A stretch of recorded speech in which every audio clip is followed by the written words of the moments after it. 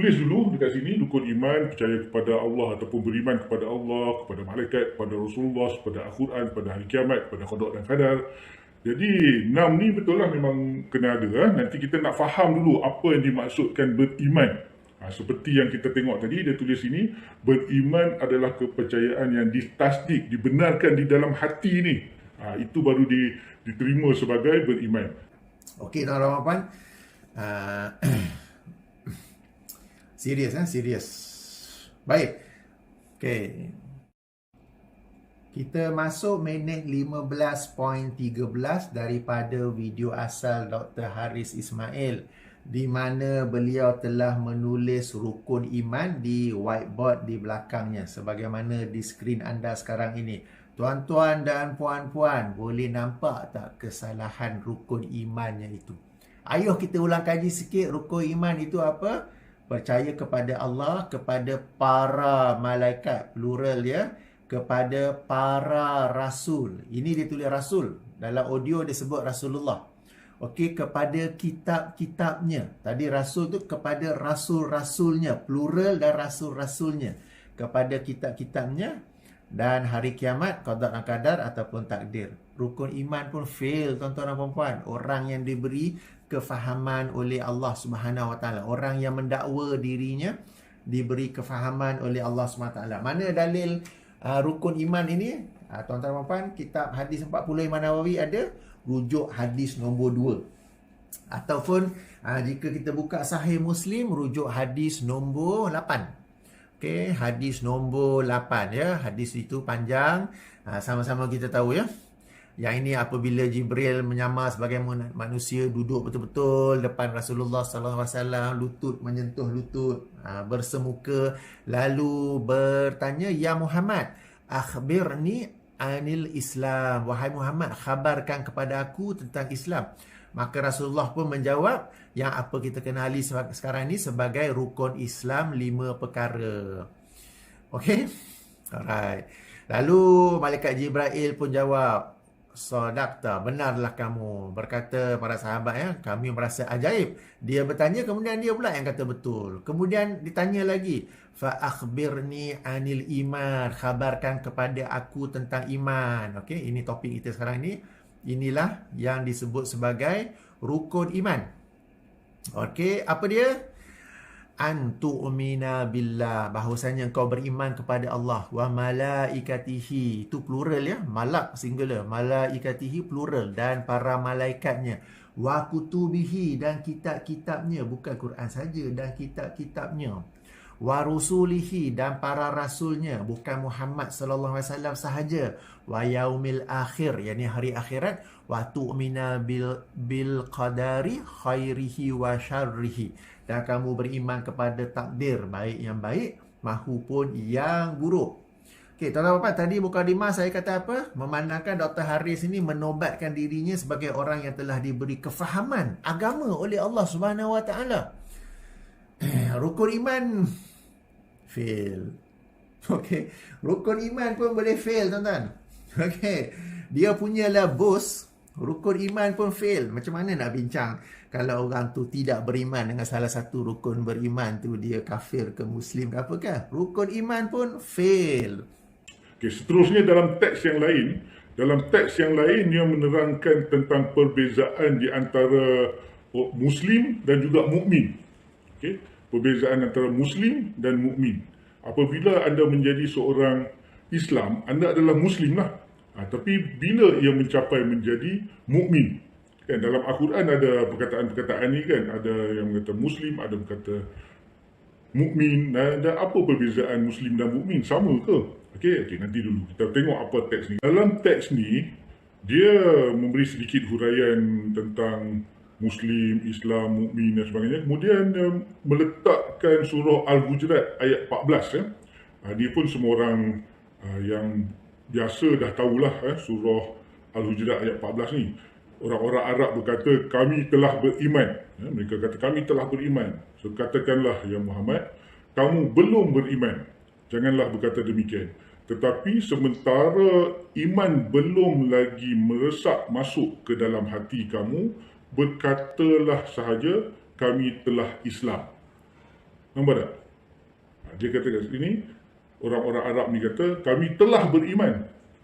Maka ayat Quran ni mengatakan bahawa, katakanlah kamu belum beriman. Tapi katalah, kami telah Islam. Macam mana tu? Mereka belum beriman tapi telah Islam. Nampak tak? Semua ada rujukan. Apa yang saya cakap ni ada rujukan. Tapi of course, orang tengok kat sini, yang tadi pun, Atsal tadi pun mengatakan belum beriman. Surah Al-Hujurat ayat 14 pun kata belum beriman. Ini mengatakan tidak beriman, ada beza. Ni belum, tapi itu tidak. Mesti ada orang dah sedang proses dengan berusaha keras proses untuk menjawab. Nanti dulu. Jangan melihat video ni sambil berfikir untuk menjawab. Itu yang membuat ada tak boleh faham.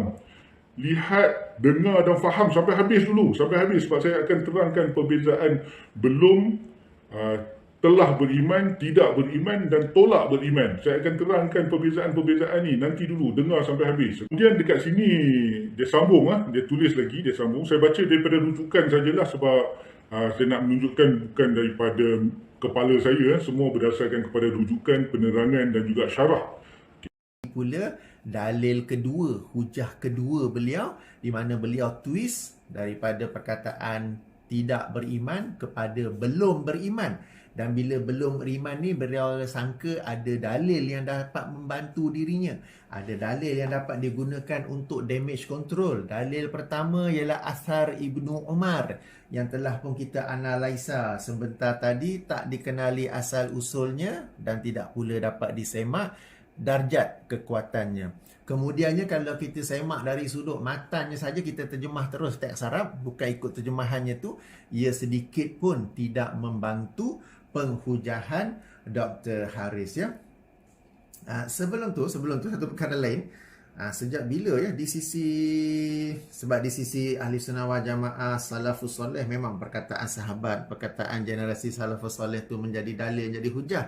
Di sisi yang khalaf ni, sejak bila pula perkataan sahabat dijadikan dalil sebagai dalil utama, dalil sokongan tu boleh juga. Qaul sahabat, sila rujuk qaul sahabat dalam kitab usul fiqh. Okey. Baik, tak apa. Sekarang kita masuk kepada surah Hujurat ayat ke-14. Take note, ataupun kita kata bear in mind. Bear in mind, dalam video-video sebelum ini, beliau apabila Dr. Haris menjelaskan, ya, tidak beriman itu tak kafir, masih lagi Muslim. Tidak beriman kepada hari akhirat, tidak kafir, masih Muslim. Ayat ni tak keluar tau. Tak keluar. Sekarang ni baru keluar. Sekarang ni baru keluar. Dan dia pun telah twist yang dia masukkan sebagai tak beriman itu belum beriman.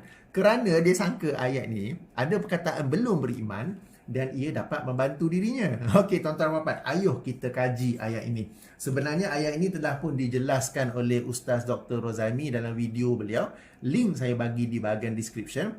Tak apa, saya cuba jelaskan dengan satu cara yang lain. Moga-moga tuan-tuan dan puan-puan dapat faham. Baik, terhadap ayat ini, ayat 14 surah Hujurat ini, memang ada dua pandangan. Dan dua pandangan ini sejak daripada zaman salafus soleh. Baik, sama-sama kita baca, ya. Tuan-tuan dah faham kan? Berkata orang-orang Al-A'rab, merujuk kepada orang Arab Badui, orang pendalaman, okey, orang pendalaman, ya. Amanna, kami telah beriman. Wah, dia orang openly declare. Kul, katakanlah Muhammad kepada mereka, lam tu'minu, kamu belum lagi beriman. Akan tetapi berkatalah aslamna, kamu telah Islam, mengikut terjemahan Dr. Haris, ya. Okey, dan iman itu belum masuk ke dalam hati kalian. Baik, kalau kita rujuk mana-mana kitab tafsir, akan jumpa dua pandangan. Pandangan pertama fokus pada perkataan aslamna. Okey, dalam mana-mana disiplin ilmu, termasuk juga disiplin ilmu bahasa Arab, sesuatu perkataan itu ada maksudnya dari sudut atau dari aspek lughawiyah atau dari aspek syariah. Sesuatu perkataan itu difahami dari aspek bahasa ataupun dari aspek istilah. Okey?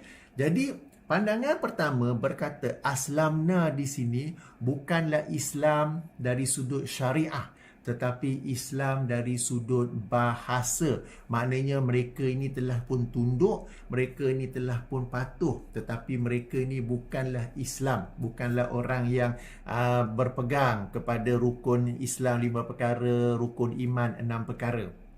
Okey, jadi sebab itulah mereka ini tidak beriman. Okey, maknanya dalam hati mereka iman tu memang zero. Memang zero kerana aslamna di sini merujuk kepada merujuk kepada bahasa, bukannya dari sudut syariat. Ini pandangan pertama. Pandangan kedua fokus kepada perkataan iman, baik di sini maupun di sini. Mereka memahami bahawa aslamna di sini memang dari sudut syariat. Memang mereka itu Muslim. Akan tetapi yang dimasukkan bahawa kamu belum beriman, iaitu kamu belum beriman pada satu tahap, pada satu level yang kamu boleh declare secara open amanah, padahal iman kamu masih rendah kerana kamu ini orang yang baru memeluk Islam. Boleh tangkap? Saya ulang ya. Okey, pandangan pertama fokus pada perkataan aslamna, bahawa mereka berkata yang dimasukkan di sini adalah dari sudut bahasa, bukan dari sudut syariat. Yang ini mereka ni Islam dari sudut bahasa apa? Tunduk, patuh. Dari sudut bahasa Inggeris, submission ataupun surrender. Jadi mereka tunduk patuh saja, tetapi mereka ini zero iman, belum lagi beriman, zero iman. Okey, zero iman. Pandangan kedua berkata aslamna ni memang Muslim. Memang Muslim yang telah mengucap 2 kalimah syahadah apa semua tu, cuma iman mereka belum sampai ke satu tahap untuk mereka katakan amanah, kami telah pun beriman. Okey. Apa dalil, apa rujukan? Baik, pandangan pertama ya. Pandangannya antara lain oleh Imam Al-Bukhari. Oleh Imam Al-Bukhari ketika meletakkan bab bagi hadis nombor 27 bagi penomboran Fathul Bari. Apa tajuk yang beliau letak? Imam Al-Bukhari ni jangan pula kena kritik. Jangan cakap dalam bidang saja, nanti ini bidang tafsir, kau bidang hadis, jangan cakap bidang tafsir. Okey, Imam Bukhari ni adalah imam mujtahid dan dalam bab-bab yang dia letak bagi setiap hadis itu terkandung banyak ilmu di dalamnya. Bahkan dikatakan mazhab Al-Bukhari ada dalam bab-babnya itu. Orang yang jahil akan kata Imam Bukhari ni mazhab Syafi'i. Okey, padahal tak, dia memiliki mazhabnya yang tersendiri. Okey, apa katanya di sini? Babun iza lam yakunil islamu alal haqiqati wa kana alal istislami awil khawfi minal qatli liqauli ta'ala, surah Hujurat ayat 14 tadi. Fa iza kana 'alal haqiqati fa huwa 'ala qauli jalla zikruhu inna dina indallahil Islam. Apa maksudnya? Jika perkataan Islam itu bukan di atas hakikatnya, bukan di atas pengertian syariat, maka yang dimasukkan itu adalah submission ataupun tunduk patuh ataupun semata-mata kerana takut daripada dibunuh. Dan inilah berdasarkan liqaulihi, berdasarkan firman Allah Ta'ala surah surah Hujurat yang kita baca tadi tentang orang Arab ini ya, bahawa aslamna mereka itu bukanlah hakikat tetapi sekadar tunduk patuh atau kerana takut daripada dibunuh. Dan apabila disebut atas yang hakikahnya, maka ia adalah seperti mana firman Allah dalam surah Ali Imran ayat yang ke-19. Sesungguhnya agama di sisi Allah ialah Islam. Islam di sini bukan dari sudut bahasa tetapi dari sudut syariat. Okey, pandangan kedua tafsir Ibnu Katsir. Tafsir Ibnu Katsir. Okey. Mari kita baca. Cukup besar ke? Saya cuba besarkan lagi. Okey, jadi Maktabah Syamilah ni saya suka sebab dia boleh pinch and zoom. Okey, baik. Sekejap saya cari, penjelasannya panjang.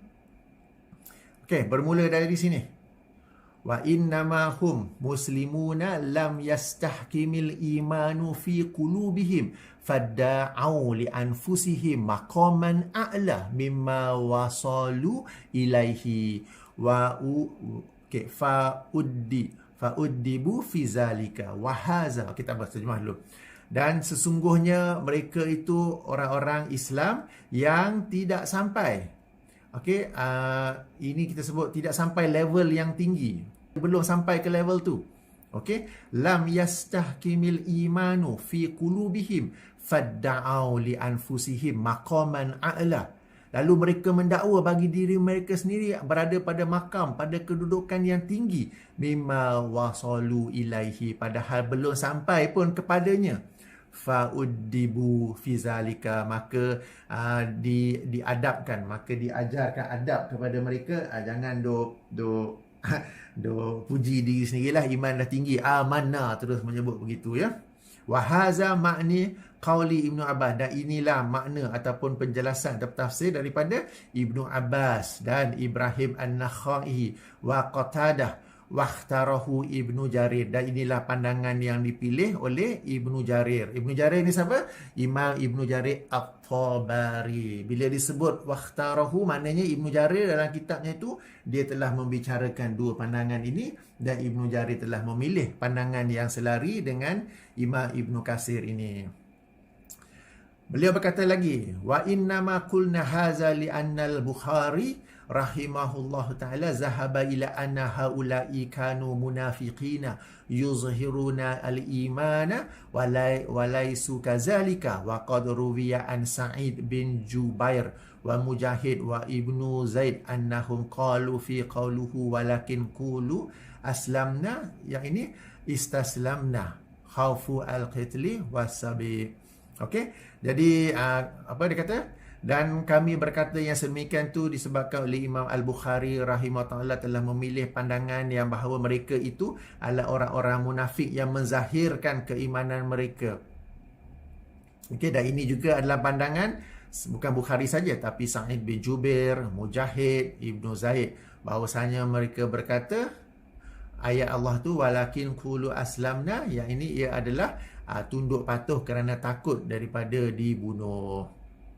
Baik, okey, dah ada. Jadi dua-dua pandangan ini ada dalam tafsir Ibnu Katsir. Okey ya. Jadi boleh faham ayat 14 surah Al-Hujurat sedikit pun tidak membantu penghujahan Dr. Haris. Kenapa? Pandangan pertama berkata mereka ini, orang-orang Arab Badui ini, iman mereka memang zero. Iman mereka memang zero, dan mereka hanya menzahirkan sikap mereka sebagai bahawa mereka itu hanyalah menzahirkannya itu dari sudut bahasa. Mereka seperti tunduk, seperti patuh, itu hanyalah dari perbuatan zahir sahaja. Pandangan kedua kata mereka tu memang Muslim. Memang Muslim, cuma iman mereka sudah pun beriman, tapi iman mereka pada level, pada tahap yang sangat rendah, sehingga tidak layak, tidak sepatutnya mereka ini declare amanah. Inilah penjelasannya ya, daripada ayat 14 surah Al-Hujurat. Ayat ini langsung tidak membantu. Bahkan ayat ini sebenarnya kepada kita, sebab kalau bagi Dr. Haris, iman itu either you have or you don't have. Okey, maka dia berpegang pada pandangan pertama, bahawa iman di sini ialah zero, dan mereka itu aslamna di sini adalah dari sudut bahasa, bukan dari sudut syariat. Okey, kalau bagi macam kita ahli sunnah wal jamaah yang mengikut salafus soleh, iman ini boleh bertambah, boleh berkurang, paling-paling rendah pun sebiji sawi. Yang masukkan di sinilah mereka sudah pun beriman, tetapi iman mereka pada level yang sangat rendah, sehingga tak layak mereka declare amanah. Mereka ni memang Muslim, ini dari sudut syariah, tetapi tak layak untuk mereka declare. Okey.